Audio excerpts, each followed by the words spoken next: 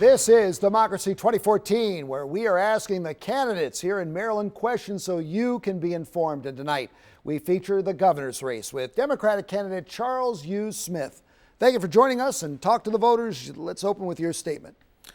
I'm a public servant of the state of Maryland. I've been so for the last, 25, 30 years.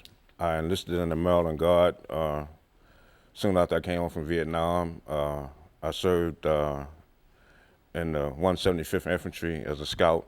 I also went to OCS up in Towson as Class 19, became a commissioned officer. Later on in my second tour, I became military advisor to Governor Hughes, and since I was in the Corps of Engineers in Vietnam, and I retired from the Corps of Engineers, I was an advisor on the Chesapeake Bay and Cannery Yards, and also on the Governor Schaefer, I was advisor for the Ravens Stadium. And as part of my official duties in the East Coast was to advise and help the governor and help him in any matter, in any way I could to accomplish his goals of making Maryland transportation more efficient and solving the problems of the Chesapeake Bay and the water runoff. Since then, I retired from the Maryland Guard. I was elected president, resident agent of in 1991 of the Baltimore Unemployment Council. They changed the name about a year later to the Baltimore Housing Developers Corporation.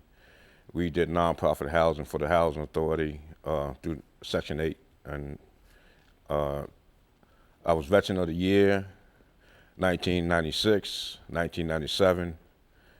Governor Schaefer and the Maryland General Assembly and the House of Delegates voted me Veteran of the Year for them 2 years. I was given 3 governor's citations for my community service work, 3 Maryland Senate citations, and 3 House of Delegate citations and also from the mayor at the time, Kurt Schmoke. I received resolutions from him for volunteer community services.